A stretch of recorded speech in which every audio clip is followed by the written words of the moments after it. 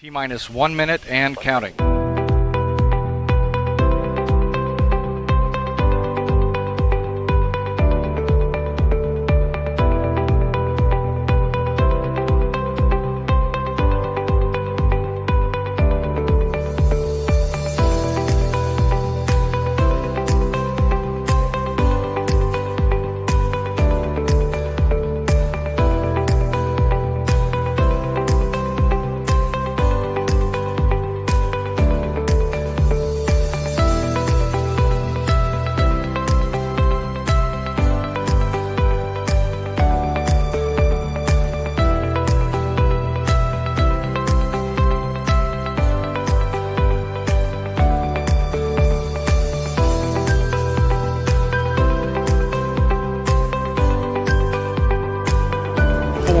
Three, two, one. Welcome to Flyer Live from Easter Airfield. Hello and welcome to the Flyer Show. My name's Ian Seeger. I'm Ed Hicks. And I'm Scott Bateman. Exactly. So you might wonder where Dave is, you might wonder where Annabelle is, and they're basically not here. And Scott's sitting here because we're talking to him later about, well, you'll find out what we're talking about later. It's big. It is big. We're also winging it without a rehearsal or anything. So, hey, who knows what's going to happen? First of all, I think we should say thank you very much to SkyDemon for supporting this. And here is your SkyDemon tip. Hi, I'm Tim from SkyDemon. Welcome to this week's top tip. Under the Airfields tab, for every airfield, you'll find approach information. This contains all the information you're likely to need to make an approach to or take off from an airfield. Let's start with a larger airfield like Bournemouth. At the top is the current QNH and density altitude, and what the wind is doing. These are taken from the latest METAR issued by the airfield. Below those are the frequencies and runways offered by the airfield, and also links for any radio navigation aids and VRPs, which highlight those things on the map when clicked. Under the runway information, you'll see the crosswind and head or tailwind components have been worked out. Let's look at a smaller strip, Wadswick. We've got the same frequency and runway information. And like most strips, Wadswick doesn't publish a METAR, but SkyDemon has obtained the QNH from the nearest airfield that does, which is Bristol. It has estimated the density altitude at Wadswick from Bristol's METAR and is showing the forecast wind. This will never be as good as an actual windsock or METAR, which is why it's labelled as a forecast, but is helpful for planning purposes. For our full user manual, go to skydemon.aero and choose Help and Support. So there you go. That's a brand new tip from Tim, and it will certainly help in your approaches, or at least planning your approaches as you're approaching somewhere big or somewhere small. Talking of planning, should we see what Simon's got in terms of weather for us for the coming few days? Yeah, because hopefully it's a bit better than living in the cloud that we're currently in at Wadswick. It is rubbish. And as Saturday demonstrated to us, we can have a really nice flying day. We can. Yes. Although so we need more of some of those. us can't fly at the moment. No. Tiny violin. Yeah, thank you. Evening all, I hope you're doing well. Big changes this weekend in the weather. We are going to be seeing some colder weather arriving. It does lend itself to some better flying for us, both later in the weekend and into next week. Let me show you what's happening. Time of these charts is shown in the top right hand corner here. This again is the icon model from the German Weather Service. It's really good actually for picking out the detail of rainfall, and what we're looking at here is cloud, which is the white colours. We're looking at rain, which are the colours on here. Effectively it's forecast radar, and we're looking at the isobars as well. Remember that the darker colour here shows us there are clear skies, the white here showing us that there is cloud. Effectively it's a simulated satellite picture. So this is 9 o'clock on Friday morning. Just look at that rain affecting Wales, affecting much of southern England. Heavy rain across southern England. We ain't going to be flying in that. Some showers already across northern and northeastern Scotland, but generally Scotland, Northern Ireland is looking much better. A few showers across northeast England. Northwest England fares better, but pretty windy. Look how close together the isobars are, so those windy conditions are there. What we're going to be finding then through the days, that rain pushing northwards into northern England, affecting most of central and southern England, Wales into southern Ireland. Few showers across northern and eastern Scotland, but generally a beautiful day here across most of Scotland with lighter east winds. Further south, gusting winds up to 35 to 40 knots as the cold air towards the north meets the warm air from the south. Eventually, the colder air wins through. Notice the rain getting pushed back southwards as we head in towards Saturday. The remnants of the front lying somewhere across central or northern parts of England and Ireland. Some periods of rain here, probably getting a little bit better across southeast England for a time, but generally more rain across the southwest. Now it's really messy with cloud bases anywhere between 1,000 and 3,000 feet. Tops are going to be anywhere between 10 and 15,000 feet. As I say, lots of uncertainty over how far north or south that front is. Much better in Scotland. Sunny spells here, a few showers in the east, but typical base is 3,000 feet. Tops about 12,000 feet at the most. Now, going through Saturday evening and overnight into Sunday morning, rain eventually clearing away from southern England. Remnants of the front is still here, lying through the channel, so cross-channel conditions aren't going to be great.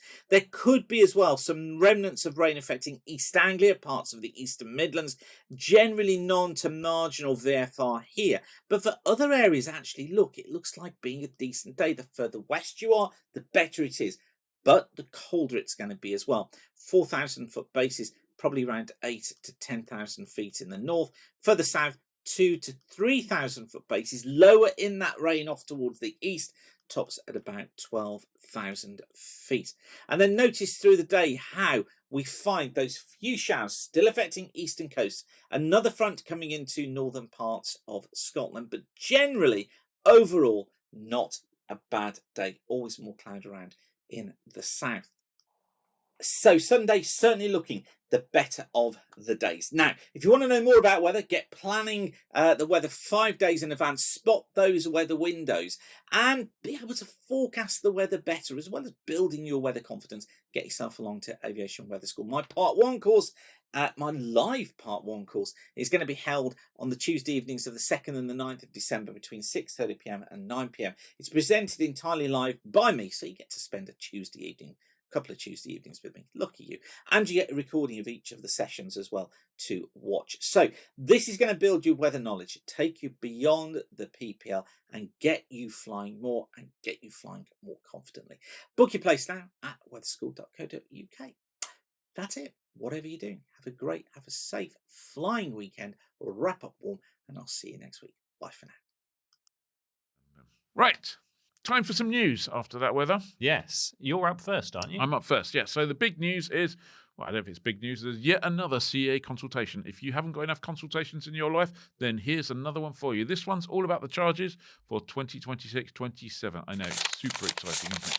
The short version of the story is that it's going to cost, well, so this is a consultation. So it could cost us all an extra 4.7%, 4.1% for inflation and 0.6% for regulatory simplification investment or something like that. So the real thing to do is to go and look at the consultation. Link will be in the description. Have a look, make your views known. There are a couple of things that, as with most of these things, there's some good, some bad, and some ugly. So take a look and have your word. Is there a takeaway? I mean, is it basically our licenses are going to get more expensive? Yeah, basically. Yeah, I think it's the CE.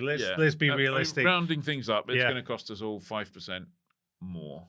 There's a few things like they're trying to sort out some irregularities, like the exemption from needing a DA was I think more expensive than actually doing a DA. So that right, so okay. there's a few other bits and pieces like that they're trying to simplify. I can see why they're trying to do stuff like that. There's a few anachronisms that have sort of crept in over the years, as is the CAs want often. Okay, but basically it's going to be more or less 5% more. Everything's going up. I think that's yeah. the trouble. I mean, no big surprise there. Yeah. Anyway, me with some news. And I've got a statement that I'm going to need to read. And this is following the news that we started to see appearing online, is that Coventry Airport looks like it's going to close in June next year. And Shame. it is a real a real shame. We've been shared this from a source on the internet, I presume, the statement. No, I emailed the airport. Okay. And the airport passed it over to the PR firm that's employed by the Rigby Group, and this is the official statement from them. I'll publish this. The official statement's quite a bit longer, so we'll put that in the description rather than Ed read the whole lot. A couple of sections from that. It says, I can confirm that Coventry has submitted an application to the Civil Aviation Authority to remove the airspace currently surrounding the airport, together with a formal notification of the intention to cease runway operations on 11th of June 2026. And Green Power Park is a joint venture between Coventry City Council and Coventry Airport. It's a £23 million investment zone. Funding allocated by the West Midlands Combined Authority supports the first phase of development, focused on 30 MVA, megavolts? I don't know. Of new power infrastructures to service future occupiers. Do we know, Ian, who's going to be the future occupiers? Well, I don't think there was at one point. This was all going to be the big gigafactory. The gigafactory, wasn't it? Yeah. And I don't think the gigafactory's gone. I was trying to think of a gogger, but I couldn't think of one fast enough. The giga is not a goner. the giga is a goner. Yeah. I don't think there's a gigafactory coming, and I think for a lot of people there, it's a very bitter moment because great airport closing. A lot of heritage there, isn't there? Huge amount. A lot of heritage, and a lot of people, a lot of active businesses still there. And I know someone who runs a maintenance operation there, who's got a bunch of aeroplanes, some of which aren't going to be flying out anytime soon. So no, it's a bitter thing. It's also a bitter thing because there's a large amount of public money that's gone into the project initially for a gigafactory that is not going to be a gigafactory. No.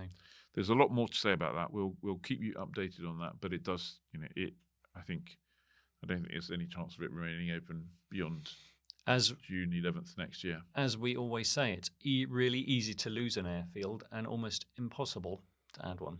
So anytime we lose one. Absolutely. Right, last piece of news, because there's not a huge amount of news around. No, it's pretty quiet at the moment. Is that we're recruiting. So if you fancy coming to work for us, we're looking for a salesperson who can sell partnerships and all sorts of stuff along our media, and also who can sell stands for our Pilot Careers Live exhibition. So if you think you can fit that bill, you will need media sales or event sales experience.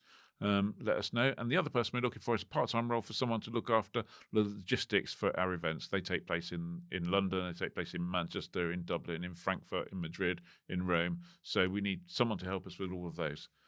So drop me a line, ics@sega.aero. Come along, join the fun. Come along and join the fun. It is fun. Lots and lots of fun. We all look really happy there, didn't we? Look happy people. Look happy people. Honest. Right. What else have we got?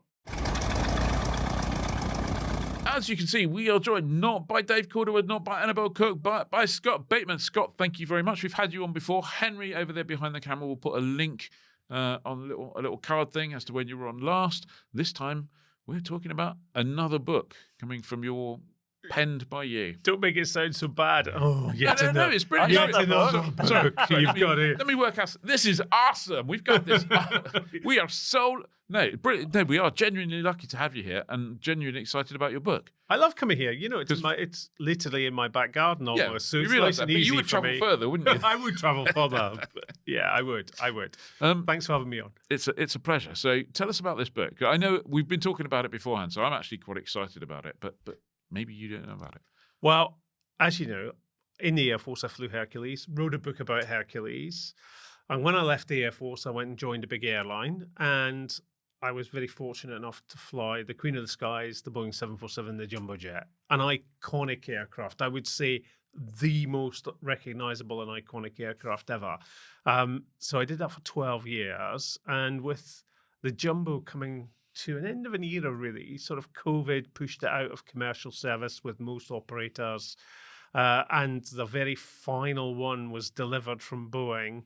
I thought, why don't I write a book about Jumbo? Yes. And I approached Boeing and said, how would you like to collaborate on the book? And they said, we'd love to. Wow. So the book was co-written with Mike Lombardi, who has assisted in all the sort of the historic bits in the book, and he's written the afterword, which was fantastic.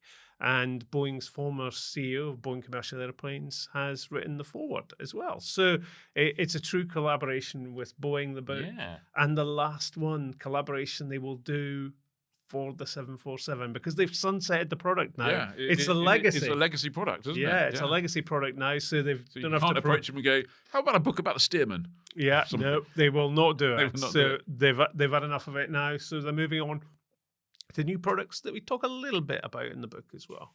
So, So- what is it? Kind of like an encyclopedia about everything you ever wanted to know about the 747, or is it? What's the theme of the book? So the theme of the book, you know, we were talking earlier, weren't we, about the Joe Sutter story. He wrote this amazing book called 747. And it was all about the Incredibles, the way the Jumbo was built and how it came about, one trip and these amazing stories. Now, we can't write a book about the Jumbo and not touch on that, but we only touch on that a little bit because this book is about how did that airplane change the world? And every chapter, there is a takeaway of how the airplane changed the world. And it really did. And you'll be amazed at some of the things that the Jumbo has facilitated over the years or has changed in aviation.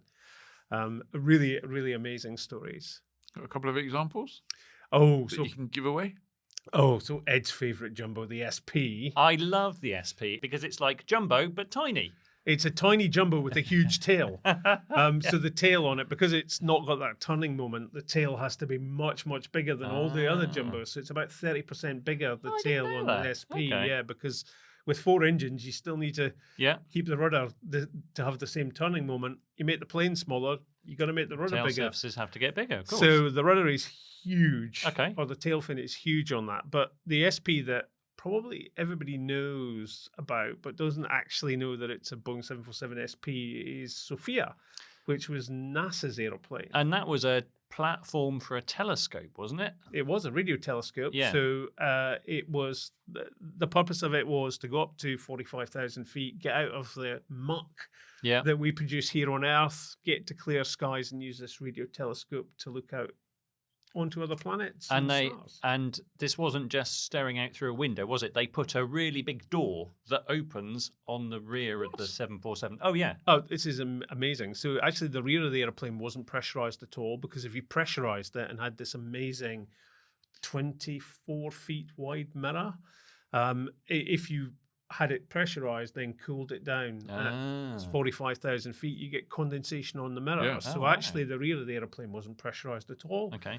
So the rear of the airplane had this huge door on the side of it, Yeah. bit like a bit like a normal telescope observatory. You know, one of those big doors that goes out to let the telescope go Yeah. out. They had one of those on the side of this, purpose built, Yeah. and they looked out to the planets. And Yeah. the reason that this SP changed the world was it found water on the moon. No. Yeah, and the current Artemis program, our return to the moon, Yeah. is fueled, if that's the word you would use, by the fact that we have water on the moon that we can separate into hydrogen for fuel and oxygen to breathe. So Artemis is It going better be right, isn't it? Otherwise, they'll Otherwise get there it's and gonna- we'll go like, we're going to have to come back. Yeah. So the you're gonna have to change your book. the Artemis program is all about, we're going to the moon to stay Yeah. this time, and that has all been facilitated by a jumbo jet. That's Found amazing. it. So yeah, that's one great story. Another one which every time we fly, this one we see is the Tenerife disaster, one of the pre 9/11, one of the largest aviation disasters ever, when the two 747s collided on the runway. Yeah. The KLM aircraft collided into the Clipper, the Pan Am aircraft. Very fortunate to have spoken to the purser off of the Pan Am aircraft, Dorothy, Wow. who tells her story of what happened on that day. And one of the things that sticks in my head from her description was she was sitting having a coffee as they were taxiing down the runway, back taxiing down the runway. Little did they know the KLM aircraft was on the takeoff roll coming the other way. And she felt the airplane slew off to the side, which was the pilots realizing, and they went to put the airplane on the grass, actually. Wow. As that happened, she thought, oh, spilled her coffee. She looked up and she saw the gear, the main gear of the KLM 747 go through the first class cabin in front of her. So she describes that, and then she fell through the floor into the baggage hold. So to have that kind of first-hand experience, imparted to you is a hugely powerful story. I can't tell you how emotional it was, even for me, listening to her saying that, getting goosebumps now. But the change that made, that accident, to aviation, the largest change was actually the safety card. Because prior to this, safety cards were done normally written, it had perhaps a few pictures. But the modern safety card, as we know it now, is pictograms. Okay. So it doesn't matter what language. So that card in the back of the seat that everyone tends to ignore. Completely ignore, unless you're me and you pull out and you go, no, I know why this is all pictures. You can too now. And we talk about the safety briefing, and a lot of people say, oh, no, another comedy safety briefing, another safety briefing from an airline that's got, rugby players in it. Why do they do that? Why do they not just do it? Well, actually, there's a reason behind that. So the safety briefing, actually, if it has humour in it, or it's more engaging, makes you laugh, you're about 40% more likely to remember the stuff that's in the safety briefing. If it's that, if it was just here's the oxygen thing, it'll come down, put it on your face, you're just going to ignore it. If it's got a bit of levity to it and a bit of fun, actually, you're more likely to remember it. But the safety card, having pictograms on it, the modern safety card, is because it doesn't matter what language you speak. You can look at the picture and understand what to do. And that had been an issue in the Tenerife accident, had it? It had, yeah. So people couldn't open the doors. So a horrible story that was imparted by Dorothy was that actually most people survived the impact with the KLM, but could not get out of the airplane because they couldn't figure out how to open the doors in the darkness. And there had just been a language issue in terms of understanding? Language, some of the crew were incapacitated. Obviously, Dorothy fell through the floor, so couldn't open her door. And what subsequently happened was there was a small fire inside the aircraft, and Dorothy describes quite emotionally that there was a lot of screaming, and over a period of about 10 minutes, the screaming stopped, which was very powerful. And a lot of the people who didn't get out were because they hadn't been able to either comprehend the safety card as one of the outcomes was, they thought, because they were foreign nationals, not necessarily from the US. I must admit, one of the things I do when I board is always always try and get a safety row if I can. An exit row, I should say. I look to get, how am I going to open that door? Whichever seat I'm in, I'll find a way of getting to that door and opening it. I'm a little bit obsessive about it. So I will not take my shoes off. Yeah. Which is a big thing. People get in the airplane, take their shoes off. Won't take my shoes off until we're safely airborne. Yeah. And I also carry a little pouch. Some people would call it a bum bag. I don't know if that's PC now, but I carry a little pouch with my passport in it, my telephone, and a couple of other little bits, car keys as well in there. Stuff that I think, well, actually, I can leave everything else. I don't care. I'll leave my luggage in the overhead. As long as I've got this, I'll be able to survive for the next, day or so. Yeah. So that if we do have an issue, I've got that. And I'm just getting out. And I'm getting out. Yeah. And I'll actually count the rows to the nearest door. Yeah. I know that's a little bit obsessive, but I do, having read this book and having listened to Dorothy particularly imparting her story, phenomenal. The stuff that she realized afterwards, that she kind of thought, well, actually, we can do this better, and she became an advocate for aviation safety and a huge advocate for what were then seen to be stewardesses, as they called them back then. They were there to serve food, not for your safety. And actually, she flipped that on its head and said, actually, no, we saved a lot of lives on that particular day. And she said, we're not there just to have polite conversation and serve food. Great story. So that's a couple of ways it changed the world, Ian. Absolutely. And I think I'm right in saying it's still the fastest airliner in service. So it holds a few world records, actually, the Jumbo. So it is in service. It is the longest commercial airliner still. Okay. It will shortly be beaten when Boeing gets the 777X in service, because it's a little bit longer, but it's not Right. currently in service. And it is the fastest. So the fastest I've ever gone in an airplane is in a jumbo jet. Ground speed of 712 knots. Why is it so fast? So Burns a load of gas. it does burn a load of gas, but the way it was designed optimally to fly at 0.855 Mach. Right. It has a 37.5 degree wing sweep. Yeah. So if you look at modern airliners, they don't have that huge wing sweep, which is optimized for fast flying. Right. Which gives you a problem, because if you're optimized for fast flying, how do Yeah. you land at short airfields?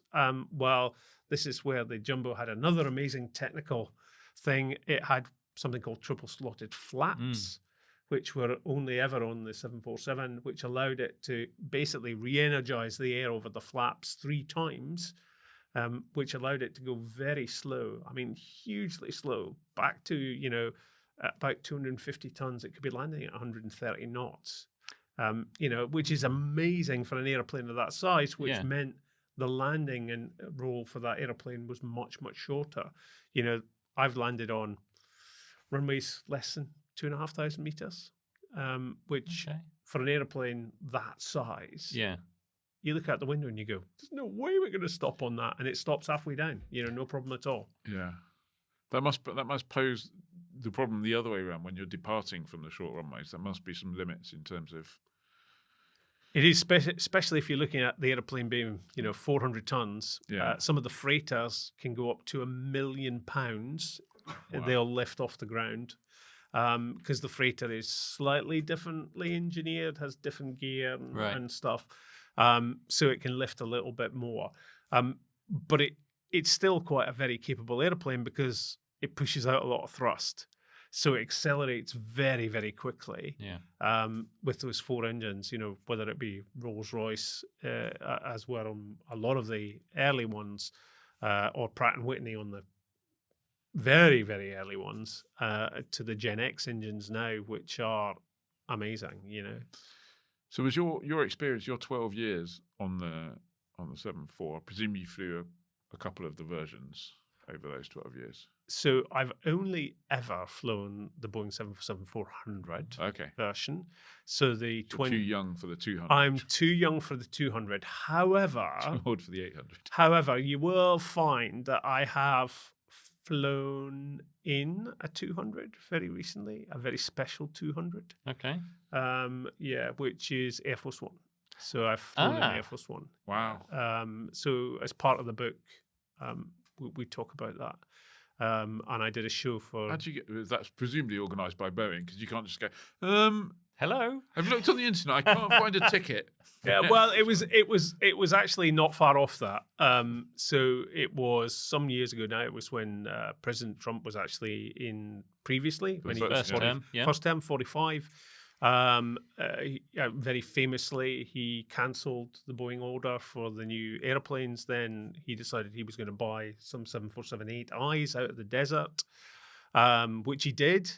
And there's a huge bit in the book about this, but I've also done a TV show called Air Force One, The Flying Fortress, which is on Disney Plus, which tells the story of the building of the new Air Force One aircraft. There's been some recent controversy over those, and I don't think that'll go away, but they'll be delivered soon. Yeah. And as part of that show, I was very fortunate to fly a couple of times on Air Force One, and indeed for the show we interviewed President Trump airborne on the aircraft.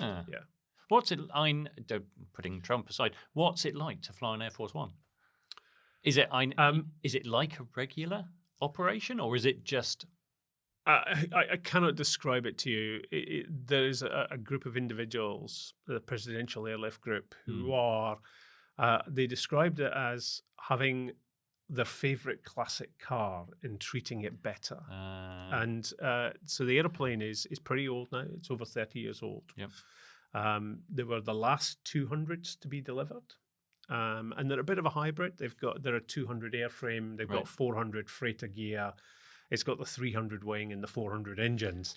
I So can't believe it's got a 200 cockpit, surely. it does have a 200 cockpit. So there are some extra bits that they've added to the cockpit. So there are 2 pilots and a flight engineer. So it's a standard Yeah. 200 cockpit. Yeah. There is a navigator station who sits sort of across from where the flight engineer is. And that has some military gizmos and bits back there that he operates for the, I think the phrase is for the protection of the president and all on board. And he obviously GPS wasn't a thing when this started, No. so that also has a GPS terminal there, which I was going allows. to say them they're to flying the whole thing on raw data. That would be like, They do. So Bloody one hell. of the changes they've made is to have GPS, and they've actually got a very small, almost like a G5 Garmin 5. they probably got one of those like Garmin type. It is. GPS 3s. GPS3 pilot. It's actually not far off that. And that's why they want to move to the 747-8Is, which they've bought, which actually were used airplanes, were in the desert. And I went out to the middle of the desert in the middle of the night to be met by some government people. It was like something out of the X-Files. They were just in black. It was like something out of the X-Files, and we got taken out to see these aircraft being handed over to the Air Force, actually, from Boeing on that day, and I was the first person to step across the threshold after it had been signed over to the Air Force and became the new VC-25B aircraft. I was the first person to step over the threshold, which was a huge honour for me. Is that going to become your claim to fame in history? I was the Or first. Or are there person. other? No, I hope other I things? hope that's not my claim to fame. Ian. I really don't. But it was an amazing opportunity to get on those aircraft before they were delivered and were militarized. Lovely airplanes, and surprisingly, because they were used, Yeah. um, Good deal on them. he got a really good deal, and he was very open about the deal he got, and he did get an amazing deal. But Could have made a video for like Bangers and Cash or whatever it it, is. the thing that always makes me laugh was who do you think owned them before? I don't know. So Airbus. they were ordered for Transaero, the Russian airline. And when we got on the aircraft, some of the signage was still in Cyrillic. Okay. So actually, it was a Russian aircraft for a Russian airline that was about to be transformed into the new Air Force One. Oh, wow. Very poignant now, but Yeah. they've stripped everything out of it. I can assure you. Yeah. It goes back to bare metal, and Yeah. they rebuild it. But yeah, what goes into it, and we talk about it a lot in the book. What goes into that transformation is just phenomenal. Something like 1 million miles of wiring. Yeah. Wow. So your overwhelming impression of Air Force One, is it one of luxury? Is it one of history? Is it? It's hugely historic. Yeah. And the team are very proud of how historic it is. President Bush was actually the person to take delivery of these jumbos. Bush Senior, and actually President Trump during his term allowed President Bush Senior to have his final ride to Washington in the airplane that he took delivery of. And that was a really poignant moment, talking to the crew about that and having him on board for the last time. So the crew doesn't change with each president. It's No, so the pilot changes. yeah. So the presidential pilot changes with each president. Okay. President Trump had a pilot first time round. That colonel was from an immigrant family, which might surprise some people. But actually, it does change.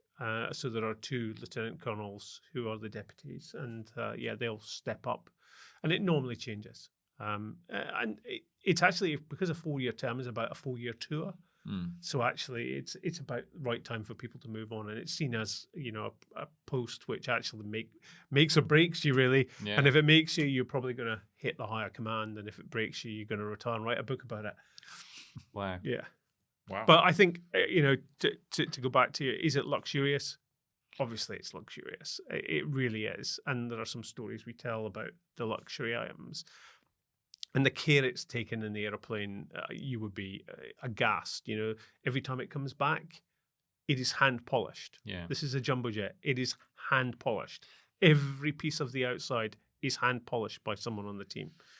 So you know that's I have Be in heaven, Ed. I love polishing, and that Air Force One livery, which the current Air Force One livery, which was designed by Raymond Loewy for the 707, which lives on in that aeroplane. We've all seen the designs for kind of how the current administration thinks that jumbo might look, and you go, it'd be such a shame if it doesn't look like, because I think that one look with all the polished metal and everything is just so. So there are some issues with the polished metal on the new airplane okay. because the new airplane there's a lot of carbon fiber, so it's not actually metal. So that is one of the reasons that changing it has kind of come up because the polished metal it's not metal, it's carbon fiber in those areas particularly around the wing roots on the new jumbo. And I'm guessing raw carbon is more a car modder's thing, isn't it? Not a presidential thing. No, not really. And but It'd be gold, presumably. It probably might be, but you know the color the Raymond Loewy design was actually originally red, white, and blue. And they dropped the red in the design and went with the baby blue and white and the silver polish. But in the new aeroplane, they've gone back to that red, white, and blue. Okay. But actually, it's not the same red, white, and blue. It's the red, white, and blue of the flag, which Raymond Loewy didn't have. You know, Jacqueline Kennedy wanted that powder blue, which has become iconic and is on the rest of the fleet. But the thing that made me laugh, and you know, we talk about luxury. The only thing that I really didn't think was luxury was the bathroom. So the presidential bathroom, the presidential bathroom is from the 1970s. Was it an avocado suite? It's actually peach. No, it is actually peach. It's a peach suite. Wow. And actually, it hasn't changed, and it's very clean. I can assure you, but it's still peach. Yeah. And there's been some very luxurious 747 business jets as well. Did you come across any of those in the course of? So the Qatari one, we did look at the Qatari one. Yeah. It's very opulent. It's a bit gaudy, in my view. Whereas I would say the 747 is more of a classic. Yep. And the new 747, with that extra space they have about 36% extra floor space. Yeah. It gives them the opportunity to do a lot of upgrades that actually the current airplane really does need. Right. More communication space, you know, because a lot of the communications that they had, they couldn't have even envisaged an iPad when that airplane was designed, and now everybody on the airplane, USB-C sockets. Yeah, everybody on the airplane wants connectivity, wants all these things that actually they just didn't have space for. And you know, there are 3 usable decks on these airplanes. You know, there is no cargo deck. Right. It's a usable deck underneath there, and people always ask, "Does it have an escape pod?" The answer is no, it doesn't. Right. And I can guarantee that I've walked the bottom of the airplane from front to back. It does not have an escape pod. Yeah. It has 2 really big fridges down there and some other stuff, but it doesn't, because it carries its own food, which is, so even if it Makes goes away sense. for 2 weeks, they carry food from the US, which would be sous vide is how they do it. So it's parked. Okay. Is there a Mickey D's on board? There is. In fact, it's a long story, so I'm sure it's no secret. President Trump is a big fan of the Big Mac. Yeah. And actually, they do have Big Macs on board. Wow. Yeah. Who knew? I know. Scotty. Yeah. So overall, I mean, obviously, you've flown the aeroplane a lot in service. What endears it to you? You know what? It's the only airplane that I think most people will recognise. Yeah. And it's an icon in that. And I think Willie Walsh, I spoke to Willie Walsh about the jumbo jet. Obviously, he was very heavily involved in an airline and now is president of IATA, who had a lot of jumbo jets. And like him, I'm of the mind that when I walk past an airport, an airplane's an airplane. But if a jumbo jet's taking off, I'll stop and watch it. Yeah. And I have no idea why. Yeah. But I really have an affinity to this piece of metal. And the Hercules never had that, you know, and as you know, I've written a book about that as well, but I never felt that affinity to that. But this airplane, I felt like this weird affinity to. And it's just bizarre. You're having a relationship with a inanimate piece of metal, but actually, when they were retired from service, I was really sad. Sad, yeah. And Have you bought a part of it for I have lots of parts. from Lots of parts. Darren Aerotique Club? I have, and thanks, Darren. And he did give me mates rates, so it's Give me fine. mates rate. No, sorry, you did. Sorry. Yeah, so Very good mates rate. Yeah. But he, I have a engine blade off the front of the fan, which is amazing, and I've got a 3-window piece of an airplane that I flew, and so it's nice to have that contact still with them, but. Could you imagine people saying, "Oh, I want a window off of an A320"? You don't get that. No. Darren is a prime example, and we talk about Darren in the book. Is that people were coming to him and saying, we went on our honeymoon on that plane. We did this. We and sat at this seat. It's influenced so many people's lives. Yeah. This airplane. It's carried, I think, 7 billion people across its life. Wow. So it's influenced so many people that they have this weird affinity to this airplane that all the others just look kind of the same. Now they do a bit, don't they? Yeah. Whereas this was the last of the real icons. I'd say even more so, and people are going to really hate me for saying this, but I actually think more so than Concorde. Yeah, I know. Sorry. Yeah, people are going to hate me for saying that, but I think polite in the comments. Yeah. I think Concorde had a very limited life. Yeah. The Jumbo has had, longevity, 5 decades plus, and will probably go into 6 or 7 decades now with the freighters. It's endured, and it's been a huge commercial success. Yeah. And although Concorde went really fast, it didn't have that level of success or change the world in such a meaningful way that the 747 did. And that's why I feel a huge affinity to it. So would you say that the 747 is the airplane that's changed the world more than any other airplane? I'd put it in the top 2, perhaps. If you were going to ask me which I put in the top 1, and it would be a flip between the Jumbo and the DC-3.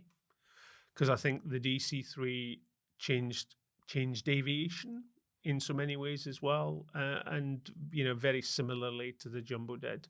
I think the Jumbo touched far more people, and it changed. It democratized travel for so many and allowed so many people that travel was expensive. When you were flying on 707s, travel was really expensive. But then you've got the same operating costs and 3 times as many people. Then it becomes really cheap, and that democratizes travel for so many. And I think the DC-3 didn't quite have that, but it did it in other ways as well. So for me, that would be my top 2. Cool. So when's this book out? It's out in February, but you can pre-order it now on Amazon, and it's out in February because we wanted to commemorate the first flight anniversary in February, so it's released in the week of the first flight anniversary in February. Wow. And it's called Jumbo? Jumbo. The aircraft that changed the world, or? No, just Jumbo. Just Jumbo. Just Jumbo, yeah. Available to pre-order on Amazon or any good bookstore like Waterson's. I'm going to pre-order it today. And we will put a link in the video description as well, won't we? We will, absolutely. There's going to be lots of work on the video description, but there will be. I think so. So 747, greatest airliner in the world, period. I'd say greatest aircraft in the world, possibly. Ooh. Possibly. Yeah, there will be. I think you'll have to go really hard to beat it. And I even, people will say, oh, Spitfire, Concorde, all these kind of things. Well, show me how that changed the world. Yeah, it didn't really. This airplane literally changed the world. There are 24 chapters that explain how it changed the world and affected all of our lives in some way, I would suggest. Oh, that sounds like fun. I can't wait till February. I can't. No, I'm going to pre-order. I don't want to wish myself to the other side of Christmas already. But it'll be here before you know it, Scotty. Thank you so much. Thanks for having me. Yeah. Really enjoyed it. Absolutely. Brilliant. Thank you. Look forward to that. Club news. Club news. Club news. Right. Can anyone remember the landing? Yes, I can tell you because I have notes. Your free landings for November are Wolverhampton, Halfpenny Green, Eschot, Dunkerswell, and Easter. And I know because Annabelle's done the hard sums. If you used all your free landings from January until now, you would have saved £550, which makes Flyer Club membership the best bargain in general aviation, I think. Absolutely. You go to flyer.co.uk/membership and you can join for just £6 a month or £62 a year if you want to save a bit of money, and it supports what we do. And without you, we couldn't do it. So please hit that button and go join us. That's Part it. of the And best don't flying forget, club. it's not just the landing fees, it's webinars and a whole bunch of other stuff. Our next thing, which is What caught your eye? what caught your eye. And I'm excited because we get to get bring a guest Scott. what caught your eye. Yeah, get to bring Scott into what caught your eye as well. Yeah. So, but we're going to start with you. Yeah, I think today we've got a less traditional what caught your eye, because normally it'll be about an airplane or something like that. But what caught my eye in aviation over the last week or so, I've had a bit of enforced rest due to my broken ankle, and so I've had a lot of time to search the corners of the internet. But I didn't need to search for this; it came at me in waves, and that's just the sheer ridiculous bonkers amount of AI that has flooded into all sorts of aviation groups everywhere on all of the social media channels. It's just completely awful. If you know something about aviation, you can pick out most of it straight away, but it is getting better. If you know nothing about aviation, you could well be fooled. There was a tragedy recently where someone lost their life flying a Europa, and there was an AI story generated on that had a picture of some Just a weird aircraft airplane in the middle of Yeah. nowhere. It was like, what? Why?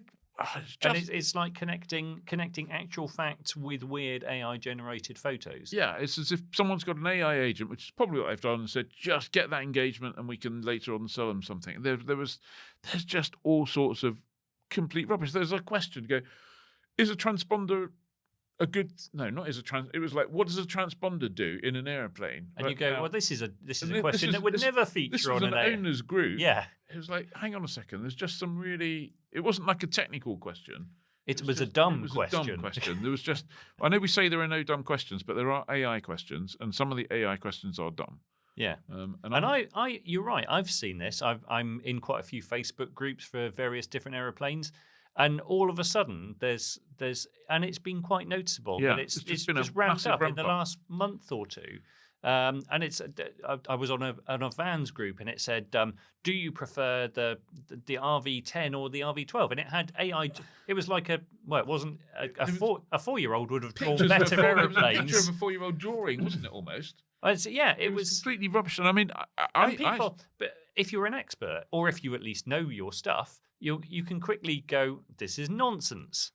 absolutely. But people don't, and people click on it, and Yeah. that means it generates revenue for the people who've put it up. So it's all about clickbait revenue. And it makes me, are we getting into this cycle now where you get rubbish generated AI things, and then some other AI down the line will go, "I need to know about an RV12," and that was an RV12. Yeah. Well, to a certain extent, a lot of the large language model stuff just consumes itself. Yeah. And it will, the increasing amount of material will be consumed and consumed again.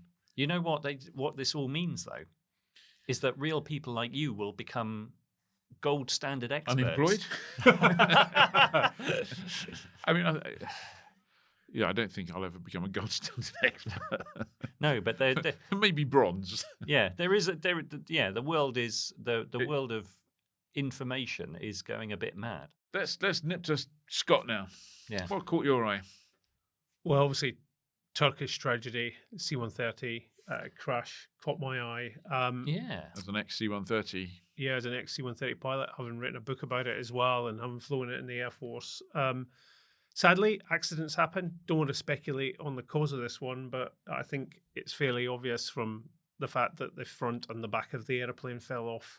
Something catastrophic happened Yeah. whilst they were in the climb out. But what can cause something like This that? is not, we're not talking about third-party enemy action, are we here? It's not, it wasn't. Well, sorry, unless- I don't want to rule no, that out. I yeah. think we'd be foolish to rule all of that out Yeah. because they are in close proximity to where there is a ground war going on at the moment. True. I think, if I'm being honest, that's probably unlikely. But I think anybody would be foolish to rule out anything at the moment or to speculate on what happened, other than just the facts that we saw in that horrific video. of the wing box and the wing. It's coming like down. the whole. It's the center fuselage and the whole wing, isn't it? And the cells. Spiraling down, Yeah. With fuel coming out of the fuel masts, the dump masts, and That's out of the tips, isn't it? out of the 'Cause, tips, yeah. And it looks like it's got smoke on, Yeah. but actually it's the fuel coming out the dump masts. Right. But and you could see the forward part of the fuselage fell to the right, and Right. and the tail going off to the left. Just horrendous. Caught my eye. 20 people sadly lost their lives there, which is horrendous. But an old E model, so it's quite an old airplane. Okay. So it's probably from the 60s, late 60s, early 70s, that model of airplane. So it's not a very modern J model. So it's a what they would call a legacy Because classic. the J model was the last model in service with It the Air was. Force. Yeah. It was, yeah. So this is what they call the classic Herc with the big 4 paddle Okay, yeah, propellers yeah. rather than the carbon fiber propellers. Yeah. Did you fly in your time? Did you fly the old No, Sandy or I just flew J's? the classic. No, I flew Oh, the right, classic. okay, So yeah. I am that old actually, Ed. So yeah, I flew the classic. But the airplane actually the same model Right. that this accident was with. Tragic. It really caught my eye, and it's one of those things where everyone is an aviation accident investigation expert now online, and there's a million theories about what happened. But there have been some similar accidents with a similar outcome, which people are quite rightly giving comparisons Right. to. But again, that's dangerous, jumping to a conclusion, and I'd rather not do that. Yeah, and I guess when you see something happening that happens to an aeroplane that you've got time in, it does stop you in the tracks sometimes. It does, doesn't and it's the C-130 family is a huge family. I mean, I talked last year at the Hercules Operators Conference, and it doesn't matter what badge you wear on your flying Yeah. suit, you all fly the same airplane, and you have that affinity to people who fly the same airplane. I feel that affinity with Yeah. that crew. It's really sad, really caught my eye. Quite striking Yeah. video actually, which is really unusual to see that kind of thing. Yeah. Yeah. Yeah. See what the investigation turns up on that. Yeah. After my moaning, Yes. Scott's tragedy. Yes. And after What have you got? Ed? And after Scott talking about jumbo stuff, I found something very, very small. And this was because... Micro stuff. Well, no, not quite micro stuff, but this was because YouTube served me up a video, and it was from 1990, and it had Noel Edmonds, and it was Noel Edmonds fronting up the BBC coverage of Farnborough International Air Show. I was going to say, this has to be aviation. Or we're going to go Mr. Blobby. No, or it's not something, Mr. yeah. Blobby. No, it's far, far better than that. Far better even than Noel's facial hair, which is quite spectacular. But basically, you remember the time when people like Noel and Gordon Baxter, not Raymond Baxter. Raymond Baxter. I thought Gordon Baxter would have been a good presenter. For Yeah. that. But when the BBC used to have TV shows about Farnborough. big aviation events. And anyway, the 1990 coverage by the BBC of Farnborough had a whole bunch of aeroplanes, but it had a brilliant GA product from the UK. And this was the tiny Chichester Miles Leopard. Do you remember that? I do. It took the one that took like 3 miles to get airborne. Well, it had tiny turbines, but basically, and this is a forgotten British GA gem, and the Leopard was a tiny but brilliant looking thing. I had a poster of it. Well, it's a poster. I had a picture of it I found. I was a 14-year-old boy, and rather than a Lamborghini Countach, I had the Chichester Miles Leopard. You and I had very different posters on our wall. A lot of people Yeah. find that my childhood is very different to most other childhoods. But yeah, so the Leopard, 4 seats, real.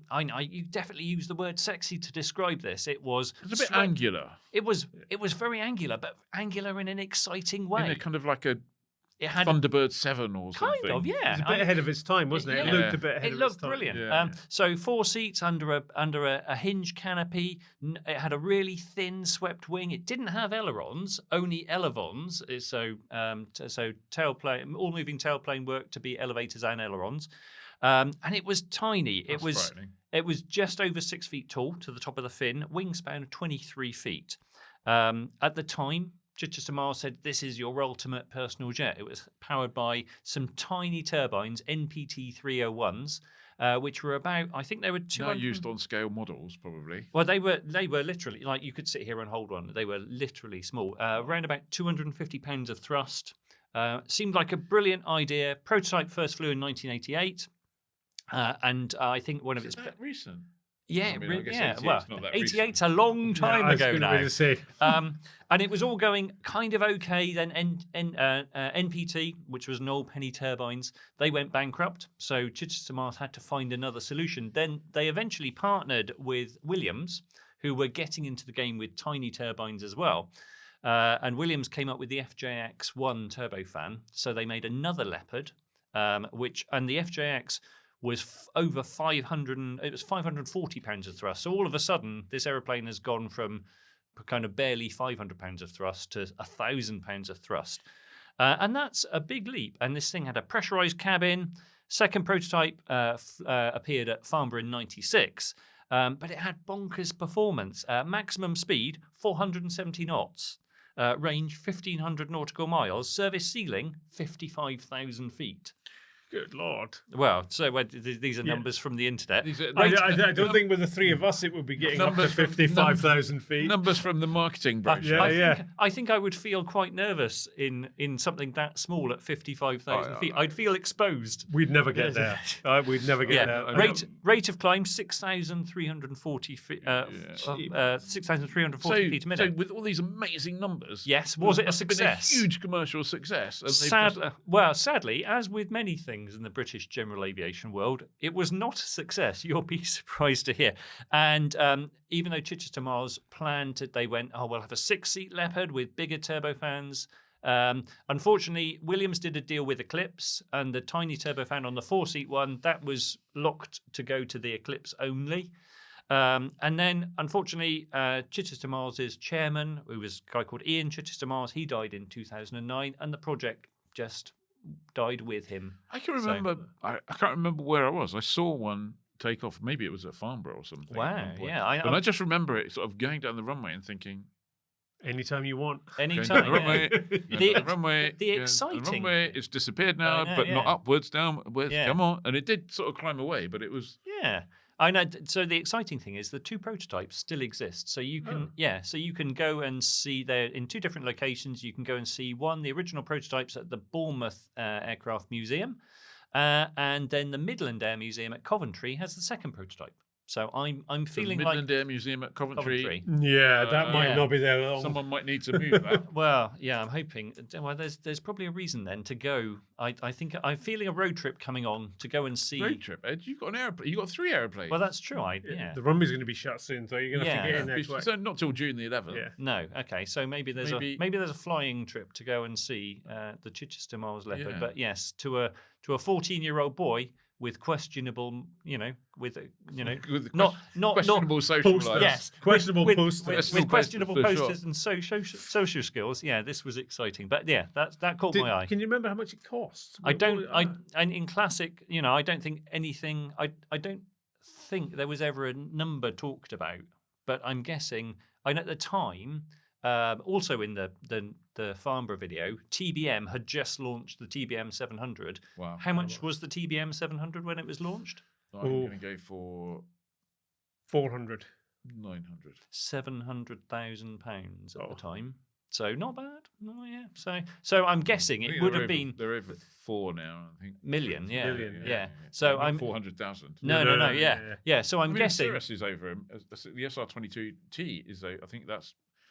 Forgive me if I get this wrong, but over 1.2, 1.3 million by the time. So if you put everything on, it was about 1.5, I think, at Oshkosh. If you wanted all the bells and whistles. So I'm guessing a Chichester Miles Leopard was probably must have been up towards a £1 million thing, but it looked like it was worth £1 million. I think I'm still excited. I never saw. Whenever I saw it, I never went, "Wow!" I just thought, It's kind of. But I think the constellations are.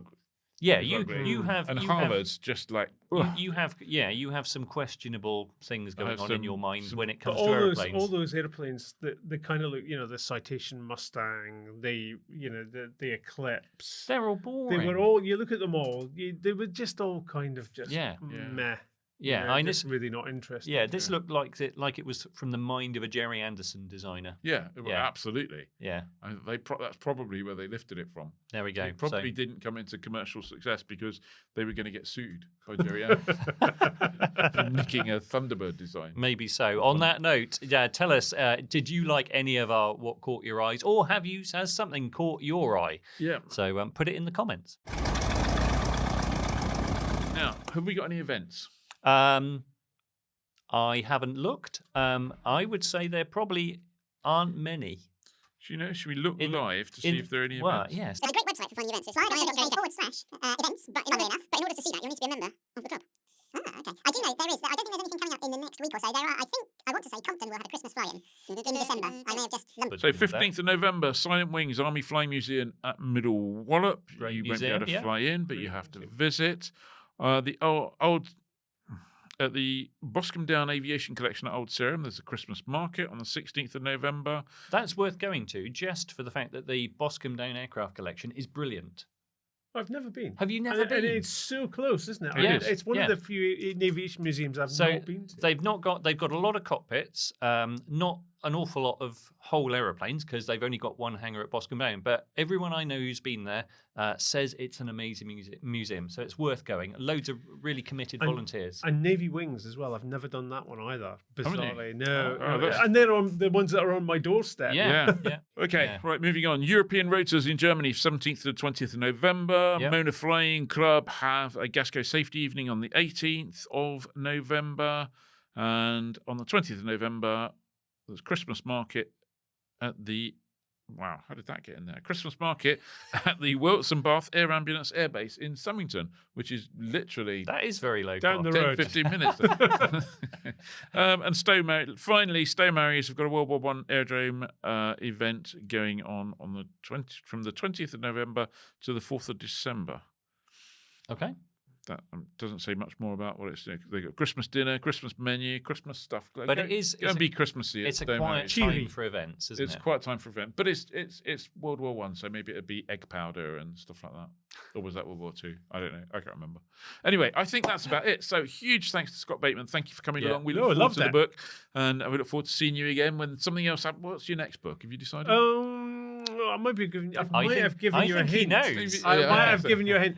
It's going to be a while because I've got a lot of stuff going on this coming year, which is not book or media related. So Because you've generally got a lot of things going on. People, busy people chap, follow aren't you? what you're up to on Instagram, can't they? yeah, they can Instagram or X as it is now. Oh. Not Twitter. So Yeah. if you can follow me on any of those and you can find out what's going on. But no more books for about a year or so. I've got some projects to focus on, and we might come back and talk about those because they'll Look be forward to that. really interesting. I'm sure. As you're just on our doorstep, you're always welcome. Thank you.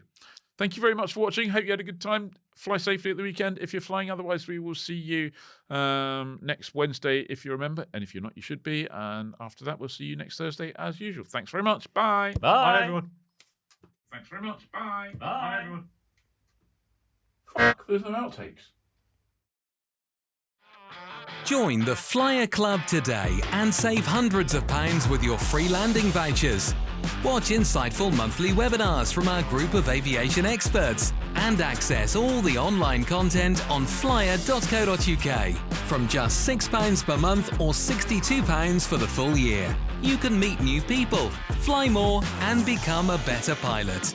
Join today at flyer.co.uk/membership.